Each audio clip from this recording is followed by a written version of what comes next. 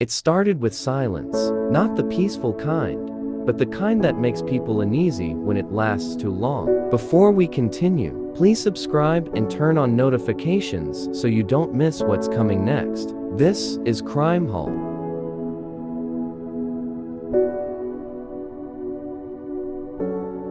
The story begins. For nearly 3 weeks, no one had seen Margaret Holloway, a 71-year-old widow living alone in a quiet neighborhood outside Mesa, Arizona. Her mail stacked up, her porch light stayed off, and her phone rang endlessly without an answer. Margaret wasn't the type to disappear. She spoke with neighbors almost daily. She checked in with friends. She waved to passing dog walkers. When that routine suddenly stopped, people noticed. On the morning of December 3, 2023, the Mesa Police Department received a welfare check request. What officers expected was a medical emergency. What they found would unravel into something far darker. 2 officers arrived just after noon. No car in the driveway, no movement inside, no sound. They knocked, announced themselves, knocked again. Nothing. The house felt cold, unnaturally so, like the air had been untouched for days. As they moved room to room, small details began stacking up in uncomfortable ways.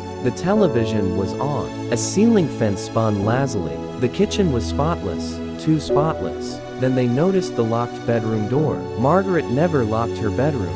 The handle felt loose. The knob was unfamiliar, recently replaced. After several attempts, the door finally gave way, and the moment it opened, both officers froze. Margaret lay fully clothed inside the bathroom. On her back, beneath a running shower, water dripped steadily onto her body. She had been dead for days. The initial shock faded quickly, replaced by confusion. Despite visible decomposition, the bathroom was unnervingly clean. No signs of forced entry, no broken fixtures. The carpet in the adjacent bedroom showed fresh vacuum lines. Someone had been here. Someone had stayed. Investigators noticed disconnected wiring near a wall panel, something that looked hastily tampered with. Margaret's car was missing. Her purse was gone. Her dogs, usually inseparable from her, were nowhere in the house. By nightfall, officers learned her car had been recovered days earlier, abandoned near the California-Mexico border. Inside the vehicle were her dogs. Margaret was not with them. The case was no longer a welfare check.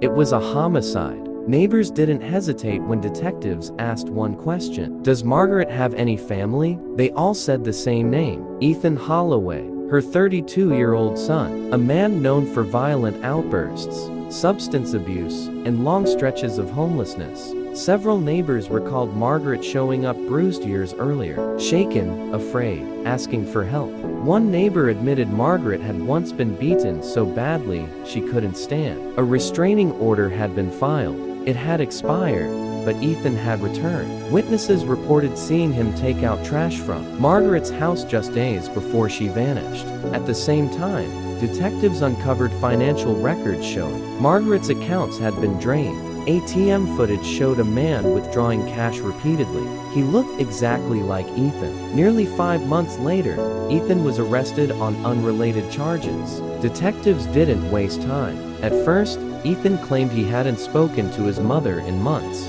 He said he'd been on the streets, said he didn't know anything. Then the lead detective said one sentence, "Your mother is deceased." Ethan froze. His reaction wasn't grief. It was confusion, quickly followed by anger. How am I just hearing about this now? But minutes later, his story changed.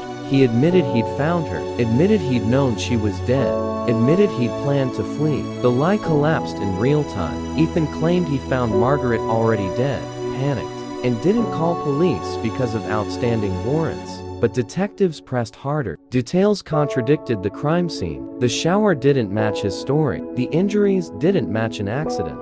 Finally, Ethan broke. "I hugged her," he said quietly. "I told her I loved her." Then he confessed. He strangled her, held her until she stopped moving, said it was mercy, said she was in pain, said he couldn't bear to see her suffer. The confession didn't end there. Ethan admitted he cleaned the scene, moved her body, placed her in the shower to stage an accident, turned on the water, left her there. for days. He even described seeing decomposition begin, maggots forming, and spraying chemicals to mask the smell. At one point, he admitted someone helped him move the body, a companion who disappeared before police could locate them. Still, Ethan spoke calmly, detached, as if he believed he had done something noble. Ethan didn't beg for forgiveness. He asked for a deal, asked if detectives could put in a word for federal prison, insisted he wasn't a bad person, said he saved her. Investigators later confirmed Margaret had no terminal illness,